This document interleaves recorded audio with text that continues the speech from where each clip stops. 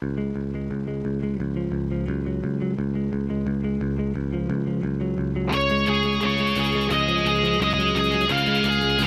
watching New Soundwave with your hosts, John DeLuna, Brian Kilby, XV, Lady Rick, Bweebum, with Rob Springer.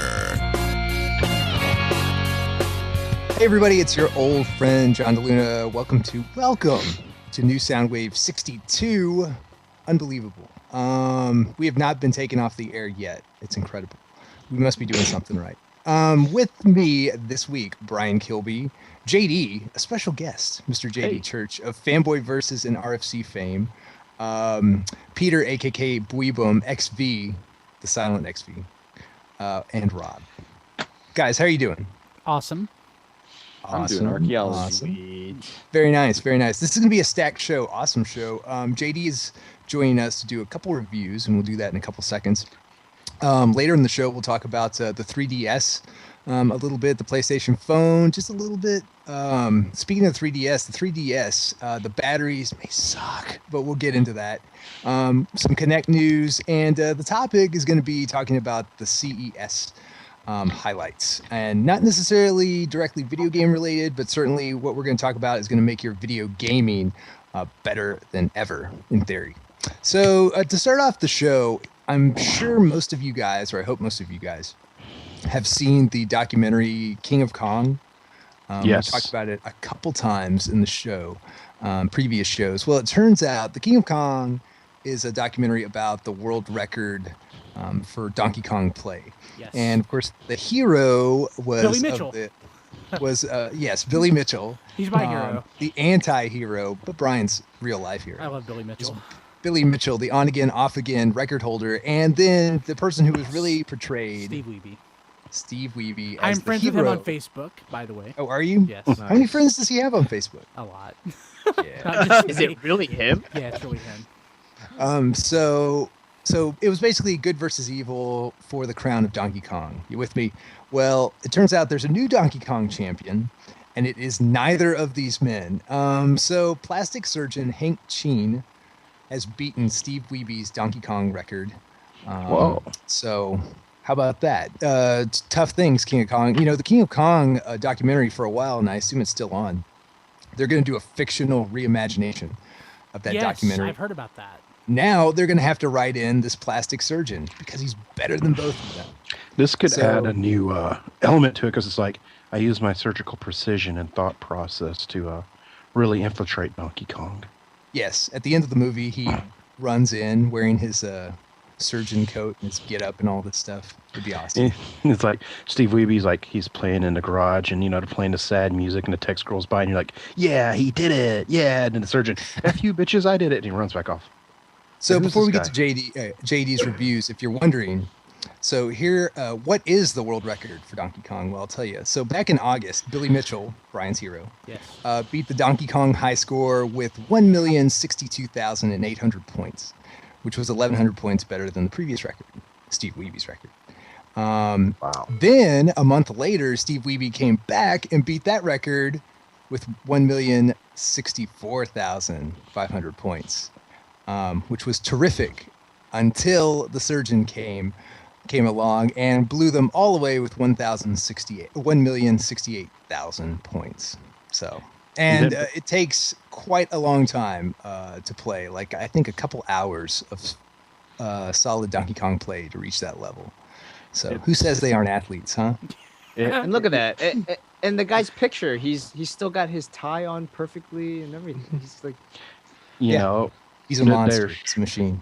There's probably like another story behind it. It's like a tale of sadness, a tale of patheticness. Steve Wiebe's wife. I left the son of a bitch. Didn't get out of the garage of that Donkey Kong machine. And then the surgeon came along, and the wife of the gamer broke a hole in the wall. I left. He broke the wall over the surgeon guy. I had at Denny's for like 5 hours till he calmed down. I'm going to miss little Jimmy, though. Now, I'm not making this up, but this is actually an awesome transition to JD, and I'm going to look this up. But I think, and I swear this is true, I think they've done studies on the spouses or significant others of MMO players. And so I'm going to try to look that up for next week and have that. Speaking of MMO players Hey. who are happily married, I'm sure. Yeah. I'm sure. Yes. A very happy household. JD. Very happy household. JD, you've been Yeah. playing DCU Online and Cataclysm. Sort of. And Yeah. you, sort of. Sort of. And now you are ready to talk to us about both. So take it Spill the away, sir. beans. Yeah. So, well, I'll kind of start. I'll start with DC Universe Online. Because I played that. Nice. I played that the least, and because I was in beta for that. So, and that just came out. It was just released yesterday. So there's lots of people playing it. Not me, because I wasn't gonna buy it. As far as the game itself, I mean, the basic concept, and because we released a little bit, but not everything. The basic story, and you kind of get this from the trailer, is that a Lex Luthor from the future has come back in time in order to help the current heroes of the DC universe save the future from Brainiac. And the way that he's done that is through these little things called exobytes. And they are programmed with superpowers of heroes from future Luthor's time. And he unleashes them on the planet, and they infect, I guess if you will, regular people, and give them a certain power set. So that's the story behind how all of these heroes are coming about. So it's exactly like we had said before. You are not getting to play Batman or Superman or any actual DC heroes. Nor are you getting to play any of the like powerhouse kind of characters. For example, Green Lanterns, they're off limits. You're not going to be able to be a Green Lantern in this universe. As far as the game mechanics go, I went through and I played quite a while with the character creation set. You can either be a hero or a villain, and you choose a hero or a villain mentor based on how you want to use your powers. So, for example, on the hero side, you can choose between Superman, Batman, or Wonder Woman. And they consider Superman to be, sort of a powerful, brawling sort of character. Batman to be more subterfuge, detective-ish. And Wonder Woman to be like the divine or magic. Yeah. Slap it. But divine or magic, more mystical, I guess, if you will. And then on the villain side, I believe it was the Joker, which is exactly the same as Batman. Luthor, which is exactly the same as Superman. Not lazy. Yeah, and some other character, some random villain that they pulled out that you've never heard of for the mystical deal. So I had no idea who that character was, nor did I care. Sounds You pick engaging. Captain Boomerang.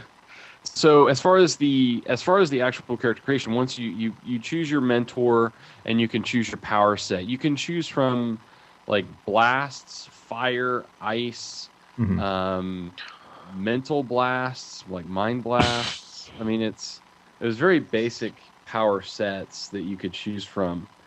And then you could spend like hours on the character creation side because there was this minute amount of control. And I mean, playing through that part of the game, it was almost like they stole it directly from City of Heroes. I mean, there was almost no difference between the character creation for this game and the character creation for City of Heroes.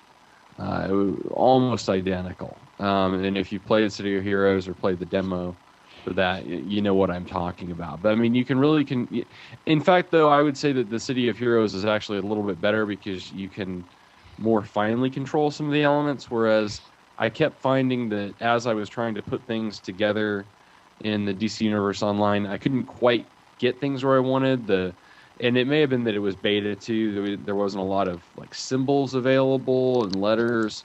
So it was really, and you could only choose between a certain like palette. So once you chose your basic palette, which was basically 3-tone, you didn't have a lot of control as far as but I'm sorry, JD. Rob, okay. I think just swallowed his microphone. You know, when you're learning to speak into a mic, they say swallow the mic to get up close. Rob, right. it's just an expression. You can back up. Sorry. Just an expression. Yeah.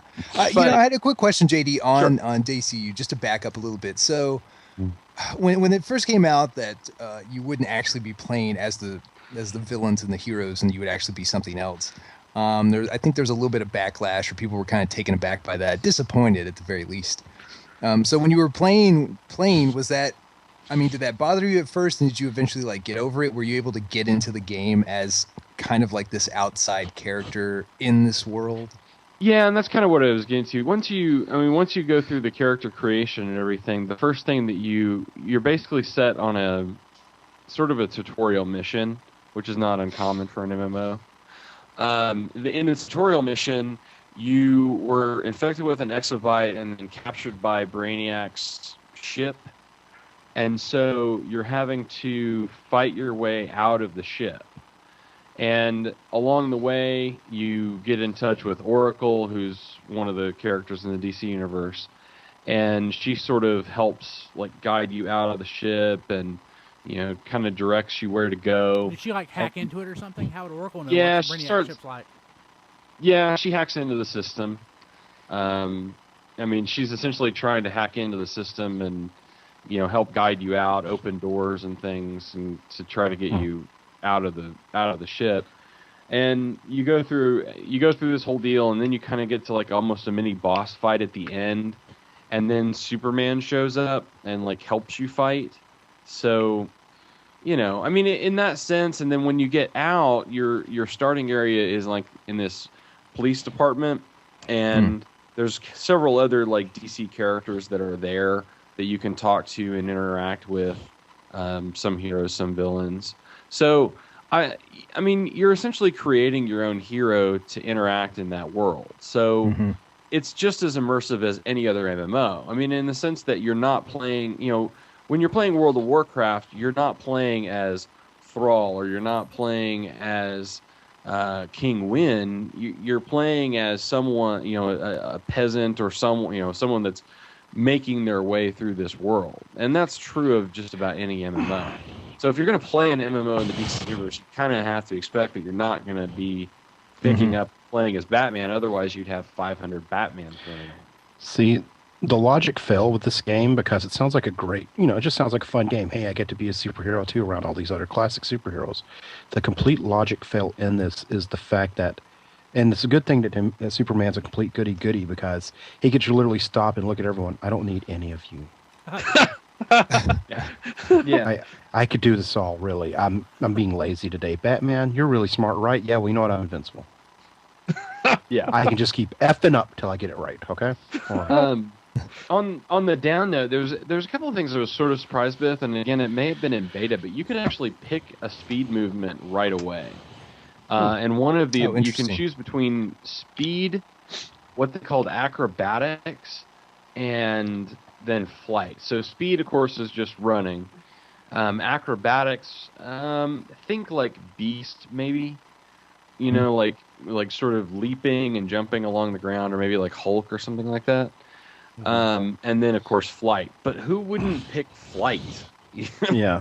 I mean, unless you were specifically making a speed character. But with flight, you can get anywhere. And I did that in the demo. I mean, in the tutorial mission, I'm flying around. So, you know, there really weren't any ground obstacles in my way. I could literally fly through the mission. So do they? I guess my question is, they have to find a way to balance that out, right? Because I mean, flight trumps pretty much everything. Well, so there's got to be a way that you can't pair certain things, right? Speed and flight. Well, you can't get speed, and you can't have speed and flight. And flight has its disadvantage. If you're a ranged fighter, like if you have ranged blasts and you have the ability to fly, or if you're up against someone that can fly, you can shoot them in the sky, because it does have auto targeting. So you could lock on target onto them and shoot them out of the sky. So they're going to have to come into range of you. I mean, it's not that big of an advantage per se because there's ranges and everything as well. But it does have advantage as far as gameplay because if you can fly, you can get places easier. I mean, you can get to places easier typically, up onto buildings or into certain locations typically if you can fly versus having to move along the ground, even if you're moving very quickly. And JD, can you confirm for the chat that there's no secret IDs, there's no secret identities or any of that kind of element? Not that I encountered, and I wouldn't know why you would do that. Yeah, but yeah. no, in fact, I read in a review that I guess at the very beginning of development, they considered it and just it would be too complex and there's not enough payoff, and they just dropped it pretty early. Just even trying. Yeah, I don't think that's necessary. The big thing that really annoyed me is that I went through and I spent, good Lord, 30, 45 minutes to an hour really crafting and designing the look of my character. Was really particular about what goggles I wanted them to have on, what kind of suit, what gloves, all those kinds of things, because you can customize all that. It's all in the character creation piece. And then I got out in the world and I started fighting, and I picked up a really nice pair of gloves and a really nice faceplate. But it was a different art style than what I had chosen, and I didn't have the choice. Like, it didn't default to the costume I had created. It defaulted to whatever type it was. So instead of having goggles, I had to have the domino mask, which is not what I wanted. So I was really disappointed in that aspect of the design, because if you're for a superhero, I mean, the next thing to your power set is your look. And if you all of the time to have in the character creation that you're going to have a particular look, and then that's going to get thrown away as soon as you start picking up gear, fail. Right. That was a big fail for me. In fact, I think that was one of the reasons I didn't play it very much, which sounds like a stupid reason, but I mean, it kind of does. Wait. Well, but the thing is, like I said, your look is part of that character, and if you're going to have a 45 minutes devoted to making a character, and then you're just going to go through and, as soon as you pick up new equipment, it's going to change the look of the character.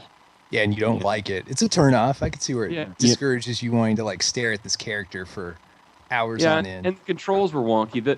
The thing about I played on PC, and the thing about the other big downside is that it really felt like the controls were designed for the PS3, which didn't port very well to a keyboard control set.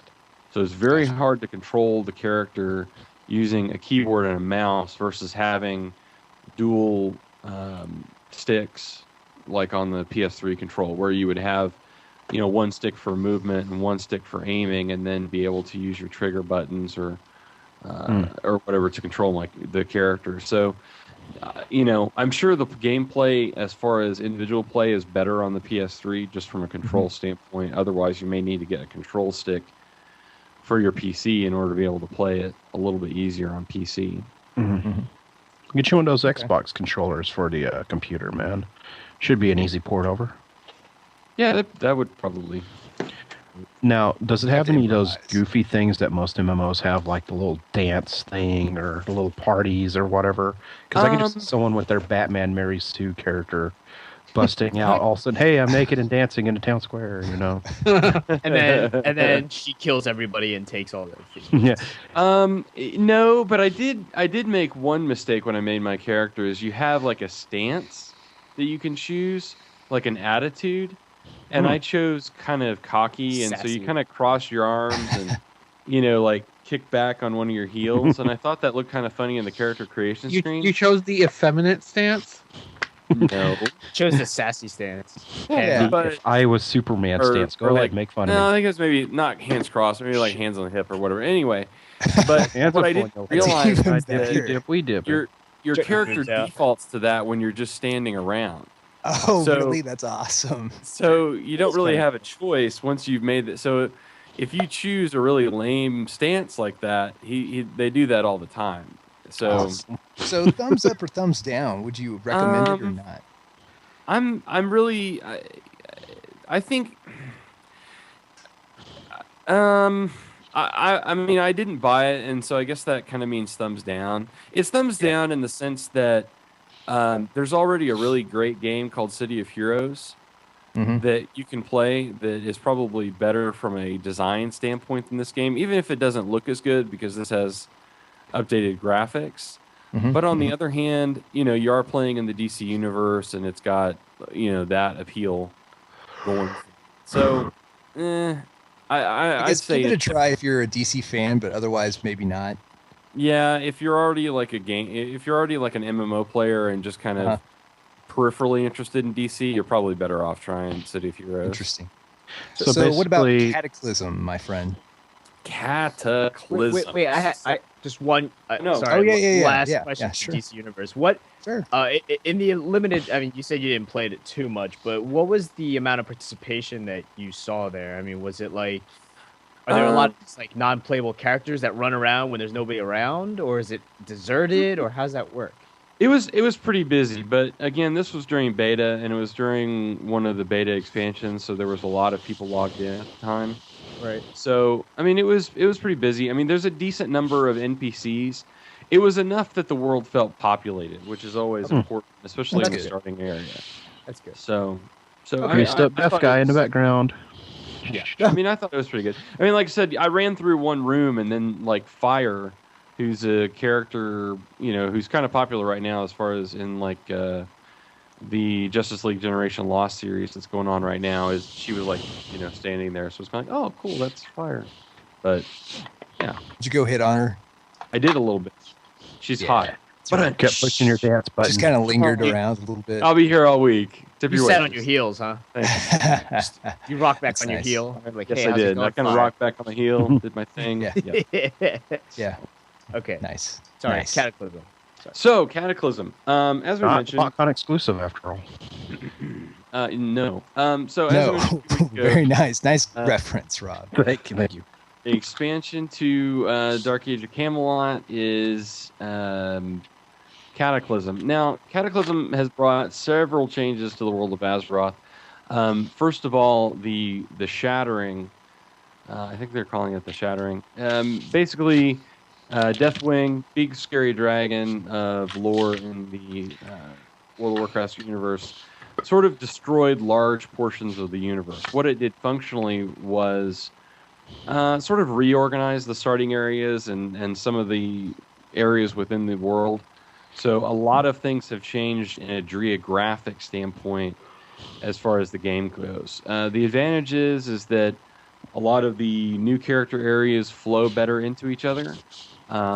It's helped to organize some of the zones so that they're better controlled by one faction or other.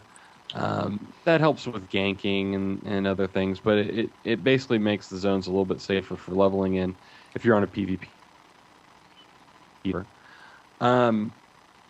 They also added, they didn't add any new main crafts to the game. They've added a new what's called a secondary craft, which secondary crafts are kind of designed for color. They're not really necessarily designed to be game-changing elements. So previously there had been first aid and fishing, which are exactly as they sound. First aid you can use to heal wounds after fights. Fishing, you can actually fish in pretty much any standing water You in the become like world. a fishers of men. Something like that. Except You don't want to without- fish in standing water. That's gross. So, but the new one that they've added is archaeology, and it kind of has a couple of different elements. There's a lot of people that like the lore in the world, and the lore in the Warcraft universe is pretty rich. So some of it unlocks some story elements. I think there's a few like trinkets or items that you can get that unlock things like pets or mounts. So again, they're not things that really are going to change your character as far as how they're going to actually play, like in a dungeon situation or anything like that. But they do enhance the character, and it's probably something that you can do. You're not limited in the number of secondary crafts that you can have, so you can pick up all three of those and actually do those. It's kind of neat.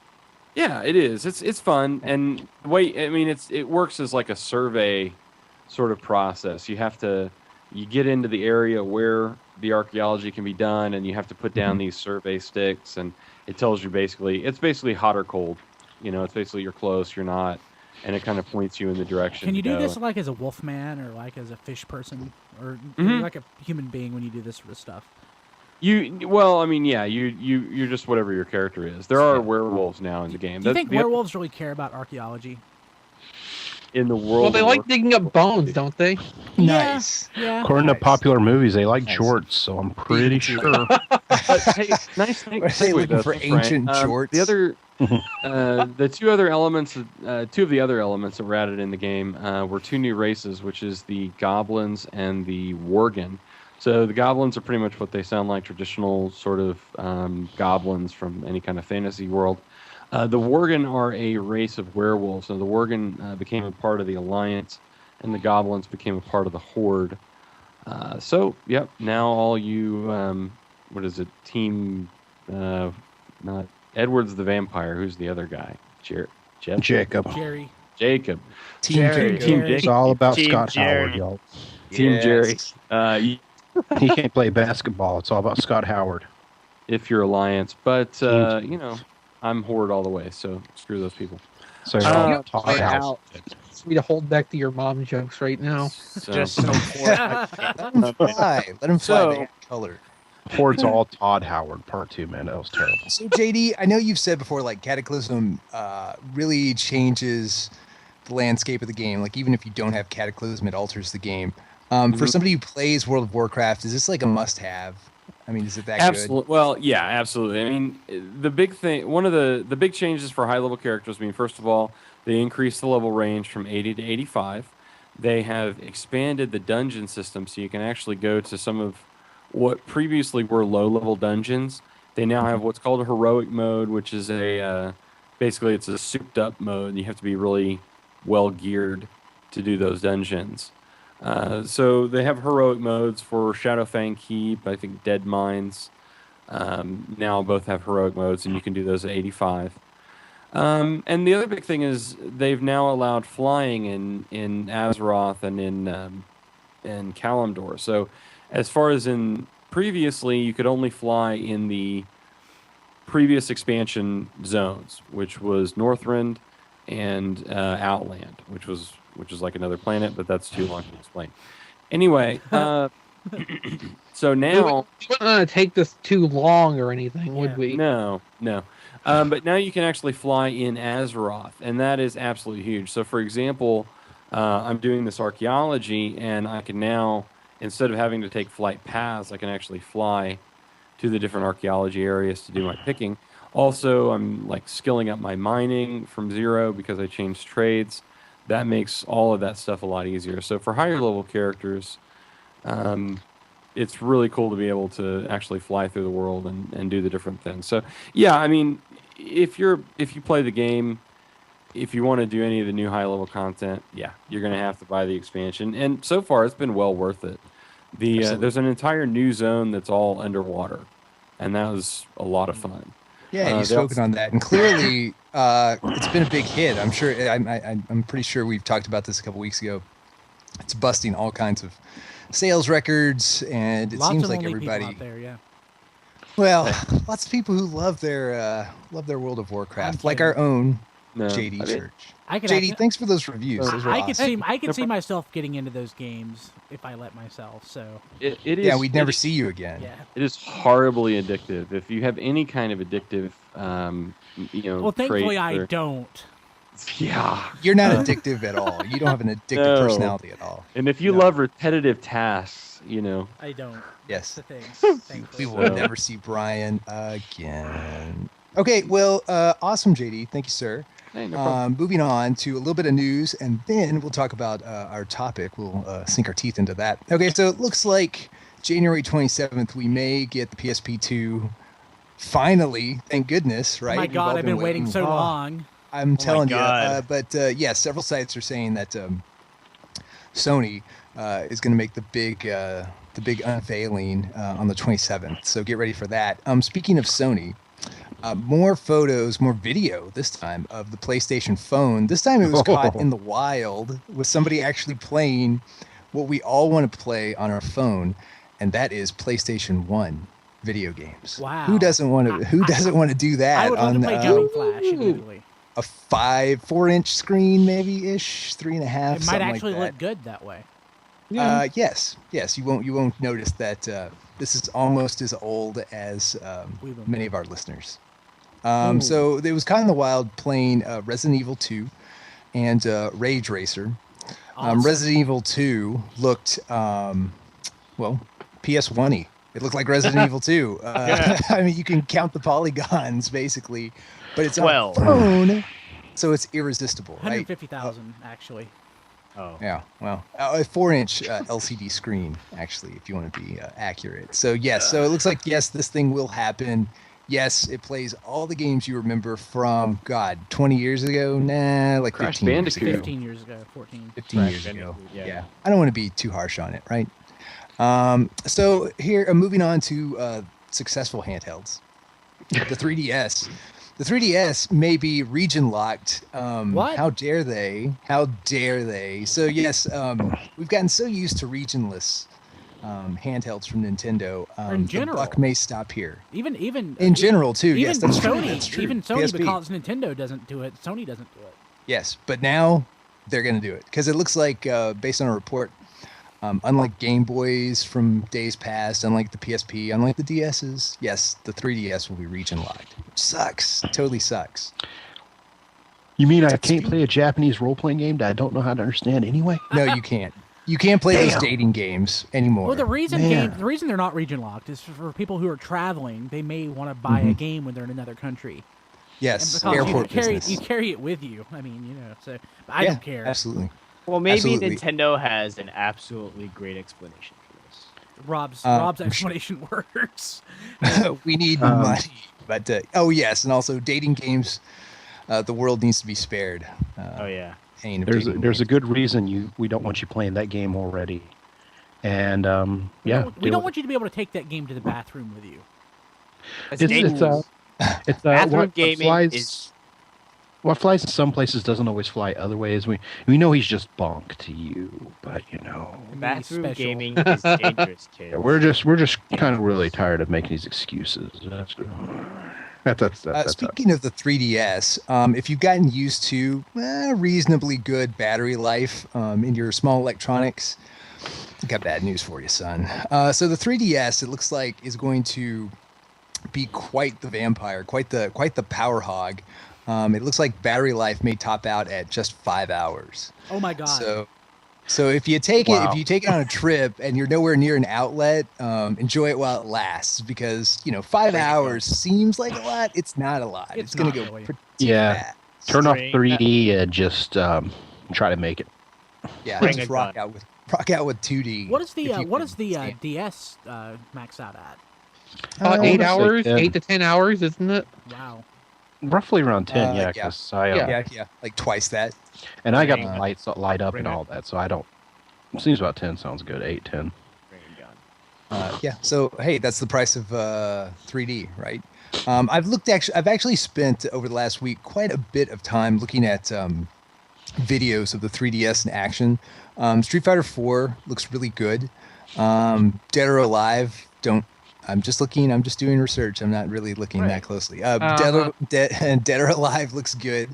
So I mean, it seems like this 3D is not going to be just a gimmick. It's actually going to add to the gameplay. And like I said, it looks really good. With Street Fighter 4 in particular, they've added 3D but kept the 2D playstyle. And allegedly, it doesn't screw with your mind too much. It doesn't mess you up too much. So we'll see. Yeah, that's good. That's good. You don't want people's minds being literally blown out by 3D and 2D living together, cats and dogs, all that stuff. Mass hysteria. Sure, you've got brain on my shirt. Yes. I'm sorry. I thought I rotted it already. Yeah. That'll be awesome if we have a bunch of like zombified. Just real quick on the 3DS, sort of taking a gamer's perspective, and I say Kim's a non-gamer. She games more than I do. But she's not interested in the 3DS. She doesn't care. She thinks that it's a gimmick, and I would say that she represents sort of more what the mainstream audience is going to be. So we'll see. I would tend to agree. I mean, right now Even movies, right, are 3D is pretty gimmicky at this point. It's just to make it look a little bit more realistic, a little bit like this and that. But for gaming, for a handheld gaming device, especially, 3D, DS is their gaming is great.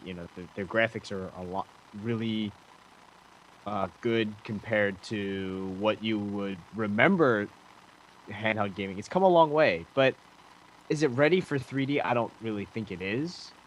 I mean, Nintendo has always been known to be in the forefront, so they're always just going to make it better and better, but I don't know. At this point, it's still a gimmick. It hasn't been proven at all yet. So It's totally a gimmick, and this is coming from the DS fan, but you know what? I'm buying one. Day one. Yes. Yeah. Yeah, I'm only looking at Usenet on my DSi right now while we're talking, just if I could. Awesome. But here's the thing: the DS touchscreen is just a gimmick, and that's what sold it. I mean, it's playing Cooking Mama and Dogs and all that. So for all those hard and jaded gamers, it's like, yeah, I don't care if I can touch the screen or not. It's just there. It's a good gaming console. 3D, okay, that's cool for 5 seconds. I don't care anymore.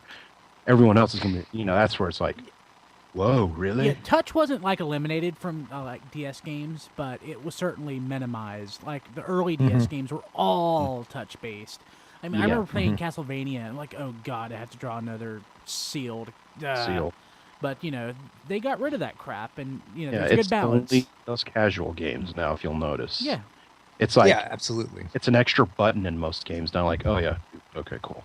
But just like your Wii, it's like all the casual games, it's like, okay, fling it this way, fling it that way. All the rest of the games, it's a controller. You can just sit with your arms crossed and push the buttons every once in a while.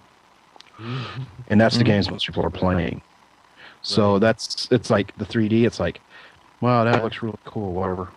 Then there's going to be this dude sitting there like, oh my god. Yeah. Especially, what's going to sell this if it Stoned works? gaming. In-store displays. In-store displays, yeah. yes. Yeah, So that's if they can exactly pull it. off, if they can pull off a really effective or really cool in-store display, they're going to sell them by the time. What sold me on the Super Nintendo. Yeah. Well, yeah, they had early tons of in-store adopter there displays. too. But honestly, if all of a sudden next thing I was like, hey, what's this Super FX 3? Must Dude, have. it's in 3D. It's a new thing. Yes, It's like, yes. yeah, it's a chip that okay, allows us so- to do 3D. So the DS has a history of success. You know what is getting a history of success? The Kinect. The Kinect has sold 8 million units in just 2 months. Holy crap. Unbelievable. And the 360 hit 50 million units worldwide. And there's now 30 million users on Xbox Live. So you do the math, and a healthy majority of Xbox owners are on Xbox That's Live. freaking awesome. Microsoft Meanwhile, owns Sony's like, why? Yes. they claim they have 60 million, but I mean, They may have 60. I we all guess. know. But let's Right. do the jaded Nintendo guy here. It's like, the Wii is not hardcore, you're right. But petting a cat is. Yeah. Oh, I'm sorry. You guys are hardcore dancing in your living room while I'm just being a casual children's toy dancing in my living room. We're just kind of calling it, oh, yeah, you hardcore gamers. Yeah, you know what?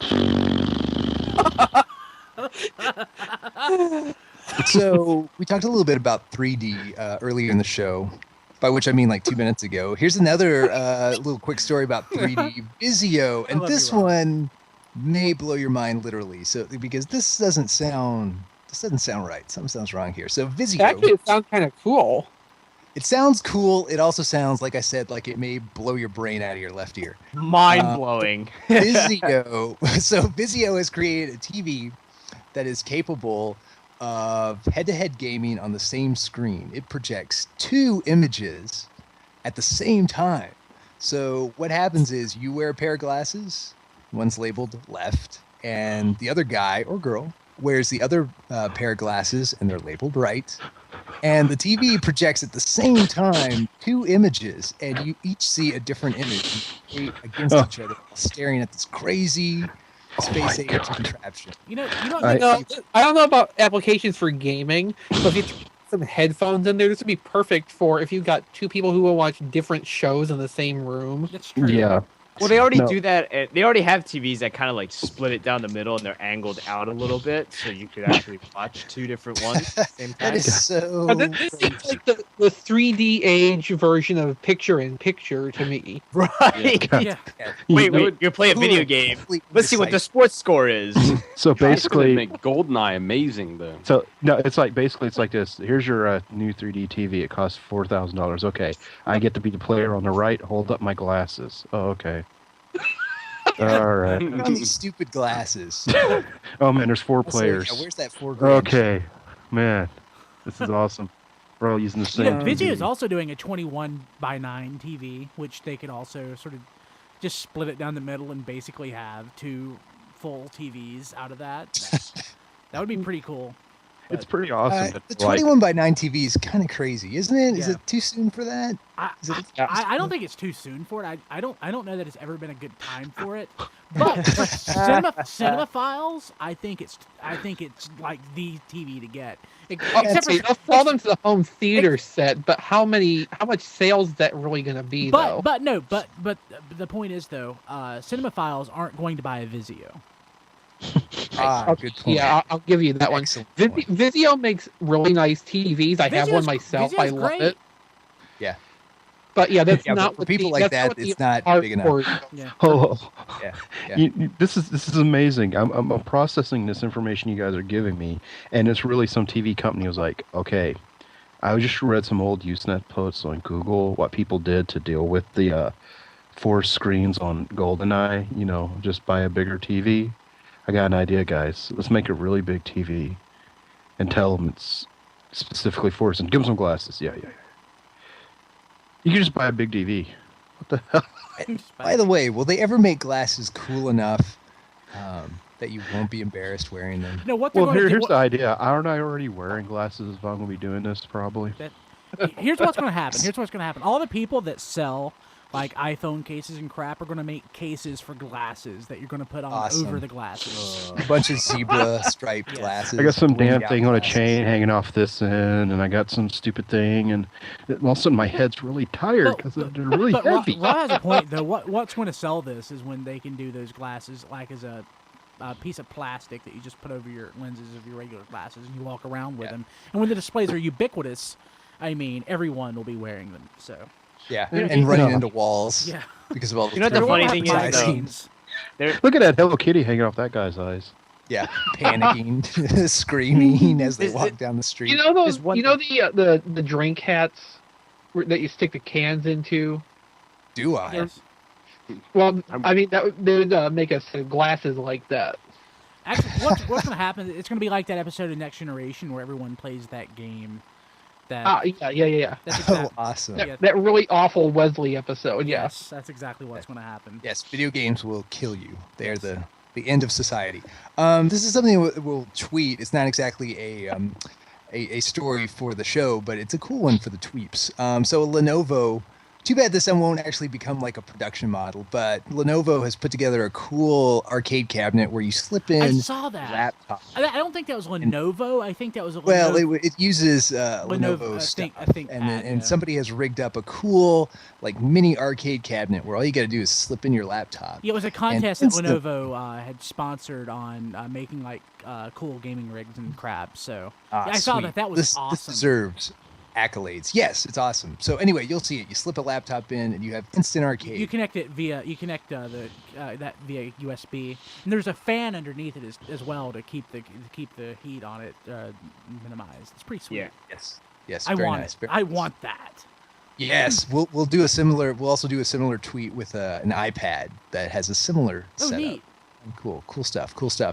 We mentioned this in our sister show, but it deserves mentioning for our new Soundwave listeners. If you're a player of War for Cybertron, and God bless you if you are, because we're trans fans too. The Cybertron map and character DLC packs are half off on Xbox Live, so run out and get you some. That's Is a it- great game. how long- Brian still hasn't played it. How but, long is that good for? No idea. Let's check it out. I guess it doesn't really say. No, so, I checked it on Xbox Live this afternoon and nothing. They didn't say when it was gonna stop, but it's a lot of like the older Activision games that they're gonna let you get 50% off. Okay, cool. A couple more stories before we jump to our topic, which is a quick look at CES gadgety stuff. This has been kind of a gadgety show, so this works quite well. Sega is crazy. I heard about stuff like this actually a Buy a couple years Saturn. ago. And I heard about this. This story. Actually, in Europe, Europeans were actually doing this, believe it or not. Well, Sega has brought gaming to the bathroom, to the men's bathroom, with urine-controlled video games. Yes, I that's love very this nice. idea. Toy, Entire sports I page got it. there. Yes, a little humor. They brought a little competition to public urination because that's what we all want, right? So This a reminds screen, me of second grade. yeah, that's right. This is not a game. This is a sport, friend. I'm doing. So this is not sport. This is urinal etiquette. Like, yeah, this is If well, you're- you know. if I'm at one urinal, you skip one and get away from me. You don't want to mess with. You know, basically what Sega did is they've one up the looking over the stall. Hey, little guy. Yeah, exactly. This is like a trough game. It's like That's right. It's So a, what it's a I'm battle what I'm of the wondering is how long before there's the home version of this system. oh my god. nice. You know, It's like the water balloon race. if there was Whoever fills up the balloon with urine first wins. if there's ever a time to bring back Sega early '90s advertising, this would be the time. Actually, Right here. that would actually probably be like the number 2 game where you're playing Sega. Sorry. Awesome. So if you're wondering what exactly European. are Goes talking everywhere. about, what does this thing look like? So what they do is a screen is installed above select urinals in Tokyo, of course Tokyo, right? And it allows men to play 4 mini games, 4 of them. See, you know, who is king of urination? Right? Not ruination, the Transformer, urination. So games include things like So basically, at the bar at 4:00 in the morning, that guy's been there all day. He's winning. yeah, he's got a big jug of water. He's You're just really like, good at this game. He's not leaving. oh wait, we're playing a game. So a couple of the games, just so you know, like I said, Graffiti Eraser. So that's a good game, right? There's a moral there. There's a good one in which, yes, you use the pressure of your pee to clean graffiti from walls. Very nice. Very nice. Wow. It's like that would be like an awesome superhero. I'm thinking, the Graffiti Eraser. You know, instead of being arrested for public urination, he's applauded. So Someone you're has suggesting that there There's be a an idea for superhero. DC Universe Online. Absolutely. That should be an expansion pack, right? Graffiti Eraser. Yes. And then, of course, I have to talk about this one because this is Yes. this is Tokyo, right? Uh-huh. So one of the games is called The North Wind and Her. What? So what does that entail? Well, What? so the quote, The North Wind and Her is a game in which your pee is the wind trying to lift up a woman's skirt. Bonus round my work. god. Yes, I- because naturally when you think of, you know, urinals and games, you think of women's I mean, skirts. that's a whole new level of like a water sport. That's Yeah. wow. The thing Yeah, is, literally. I'm That's right. laughing, I mean, you're earning especially points here, baby. I'm laughing, especially with the game called Making Them Piss. But the question that Sega completely, just like announcing the Dreamcast right after Saturn, they dropped off the Saturn and all sorts. They've done another complete, just drop the ball on this one. Not a single Fireman game. It's true. That's It's like, true. But hey, gotta what's piss, more gotta piss, important, gotta burning piss, buildings Fireman. or hot skirts? Huh? Nah, man. Who hasn't been like, Fireman, put out the fire, wee? Before we jump to our topic, real quick, this is near and dear to my heart. But Marvel vs. Capcom 3 debuts in actually less than a couple months. And Rob and I actually have a good friend, Hooper, who was always big on Mayor Mike Hager in Final Fight. He used to talk about that all the time when it was nostalgic, and we thought we'd never see Mayor Mike Hager again. But we're getting him in Marvel vs. Mayor Mike Hager, God bless him. Which is awesome. Yes, the mayor of Metro City and Phoenix is going to be a character. And Capcom has said that Phoenix as you would understand, as you would expect, is one, quite a challenge to program into a game, and two, when she loses control of the Phoenix, as makes sense, right? She's probably the most powerful Yeah. character they've ever done. So here's to balanced fighting games. Move on. Here's to that goddamn 7-year-old who just pushed all the buttons at one time. Right, and took like 50% life. Like, You can't do it 2 times in a row. Okay, so that brings us to our topic. We're gonna skip ahead, keep New Soundwave kind of peppy and kind of moving along. So CES has been taking place this month, and there's been lots of good stuff. It's been light on, I think, actual direct video game news, but it's been really heavy on the stuff that's going to make your video game playing better than ever. So I wanted to talk a little bit about Sponge gloves. Sponge gloves. Yes, punch By gloves, Mad power Cats. gloves, What? Robbie the robot. Yes, no. CS has come a long way, and like I said, especially this year, there's lots of cool gadgets that are gonna make video gaming really awesome. So here's one for you guys to throw at you. So apparently Hyundai is gonna have a car that has video game connectivity. Oh, I'm buying this. Hyundai. It's a So- Hyundai Veloster. It's pretty sweet looking too. What kind? Yeah, I love my 2011 Sonata. I want a new Hyundai. What's the car? I'll buy well, this. It's a little hatchback. It's kind of cool. It's a little Oh. sporty. Never mind. It's a coupe. Yeah, It's not. I guess it's not for Brian. It's like a smaller version of a Genesis, except for Oh. they built out a instead of it being only a 2-door, they built a trick door, like a third door, like the Like Saturn. The RX-8 has a Yeah, third door. except for those are suicide doors, right? Well, the RX-8 has 4 doors, right? It's got 2 regular coupe doors, and then it's got these suicide kick-out doors in the back. I just thought it had a third door. Not that it matters. Well, this one has a full third door, but they integrated it so well into the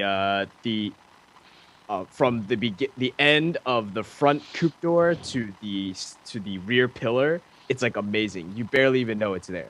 Yeah, you Cool. just barely see the seams basically when Yeah. you look at it. They Pretty integrate awesome. to the C pillar, so it's pretty sweet. Yeah. It's pretty awesome. And then, like we said, yes, you can connect your game console choice to the 7-inch screen that's in the car. Hopefully, it's not so close to the driver's side that it's illegal, because Yeah. yes, Yeah. that is illegal. But cool stuff. Another thing that we'll tweet, because you got to see this to believe it. It's not exactly part of CES, but it's timed very well with CES, and it relates to the Veloster. If you like video game-based cars, you're going to love a car that looks like a video game system. So some guy took a Xeon XB and made it look almost exactly like a classic NES system. So pretty awesome. Something else that came out of CES, what apparently looks like the first challenger to the iPad. So the Motorola Zoom is apparently the best thing we've seen so far. If you want a tablet, but you don't like Apple or you don't like the iPad for whatever reason. It's a big hit. And one of the things I was going to ask you guys is a tablet. We don't really talk about tablets or gadgets, but this is a good moment to. Is that something that you guys are interested in? I Absolutely. mean, it's an iPad, something, If the in the iPad plans. wasn't made by Apple, I would have one. So you've got some history with Apple or some I actually, beef? but because the iPad is actually allowed on my corporate network, I might actually get the next revision because I can actually use it for productivity. That's insane. But I'm really looking to get a tablet. I'm leaning toward the Samsung Galaxy Tab, but depending on what the new iPad has to offer, may get that. It's definitely become like the trendy thing in meetings that I'm around. Yeah. People have their iPad and their little iPad case that kind of props it up a little bit. I see those all the time. You know Yes. what? I saw the iPad. You know, the dock that you stand it up and then you connect a keyboard with it. The officially Apple sanctioned one. That was on Yeah. ABC's World News Tonight. Instead of, they used to have a laptop like a Lenovo sitting there, they have one of those there now. Yeah. Oh, really? Got to be Yeah. trendier. Yeah. It's one of those. Seriously. You're in a meeting. You see the guys looking at that. You just stop and go, guys, we're having a meeting. Quit playing Sudoku. Yeah, Right now. Yeah. You see a whole Angry bunch Birds, put it away, please. Yeah, exactly. I was watching the news the other day, and it's like this televangelist was in trouble for some whatever reason, Rape. and the footage of him, yeah, I think it was like a little boy or something, but like he walked away from the thing, and he had an iPad with a sermon on it. It's like he's guilty. He's guilty. You know why? Because a mean notebook no longer cuts it for his job. I mean, just stuff like that. It's getting ridiculous. Absolutely, absolutely. Couple more things, real quick. This blows my mind. My TV isn't old, but it's not this new. And what TVs are basically turning into computers. Basically, I mean, they're mimicking iPads and iPods and stuff like that because TVs have apps now. And so Samsung has rolled out what can safely be called a smart TV. So at CES, where everybody is kind of touting their new TVs with their, bells and whistles and all that, Samsung really went all out. And so they have released a TV that can bypass, say, the need for like cable or satellite boxes. It does it all. Oh, yeah. It streams video. It's got, a web browser. It's got an app store. It's got all kinds of stuff. Which blows my mind, but apparently, that's what TVs are these days. They're basically self-contained computers. You can watch us on your TV. It seems to me that over the in years, HD. as TVs have Ish. developed and grown new gimmicks, they've really overlooked one really crucial thing. Watching TV. Not yet, but they're getting close. No, no, what I have yet to see is a TV that can make me popcorn without having to leave sight of the TV. Yes. You've got a Yes. point, If sir. you can make me a sandwich, I'll buy it. Absolutely. Yeah. I want my No. snack, but I want to watch my house reruns at the same time.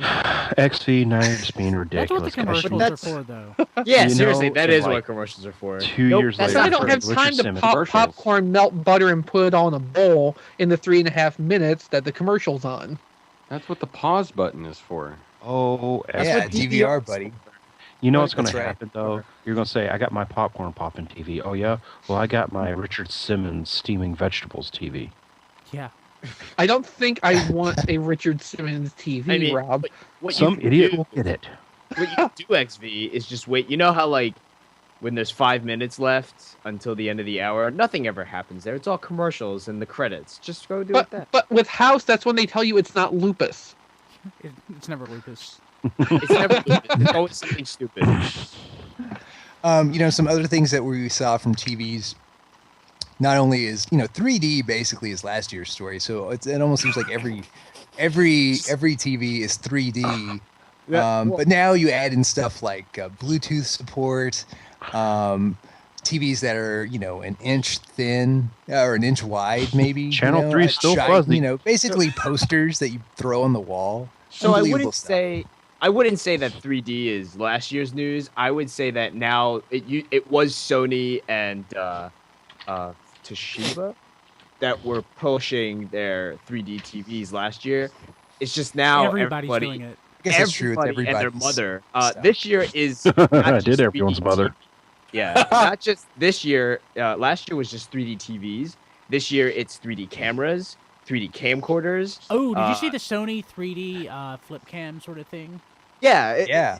they're Interesting. coming out with like these crazy things that not just limited to just TVs anymore. It has pretty much invaded all of consumer electronics. Man, these cheese crackers are in 3D. Yeah. Yeah, you it's know, like you we can don't reach get out and bring touch back them. the 3Ds.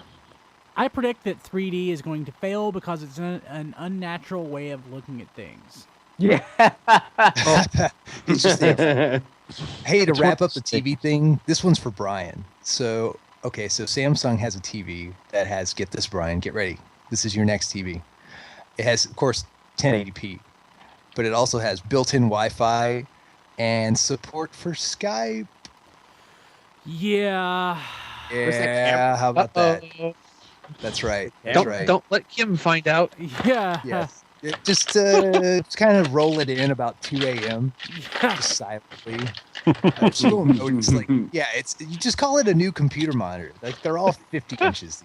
I almost bought a 40-inch computer monitor today.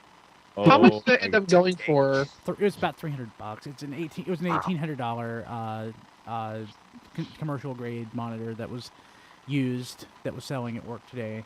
I told you set your sights too low. Yeah, it would. 300 for a 40-inch monitor is not that bad. You probably could have just. And it came with the same webcam that I'm using right now. So Well, there you go.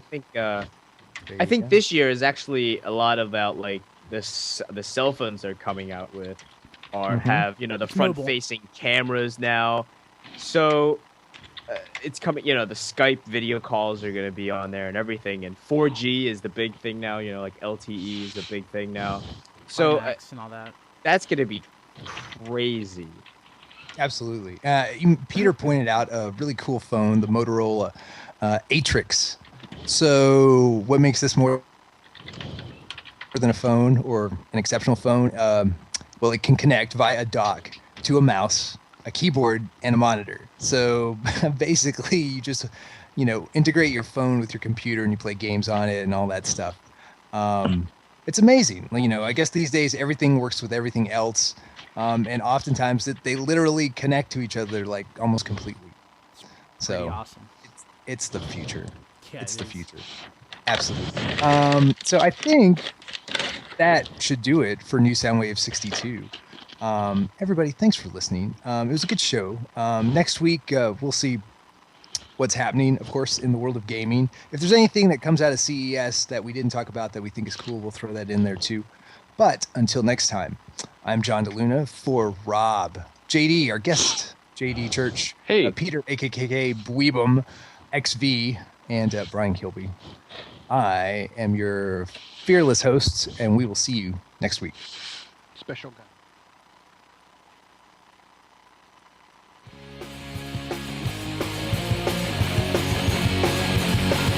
This has been New Soundwave with your hosts, John DeLuna, Brian Kilby, XV, Lady Rick, Bweebum, with Rob Springer. Visit us at tfradio.net for show notes and to subscribe to the podcast. Follow us on Twitter at tfradio for news and updates. Check out all our videos at tfvideo.net. Like the podcast? Tell your friends. New Soundwave is a radio-free Cybertron production. Copyright 2010 Radio Free Cybertron.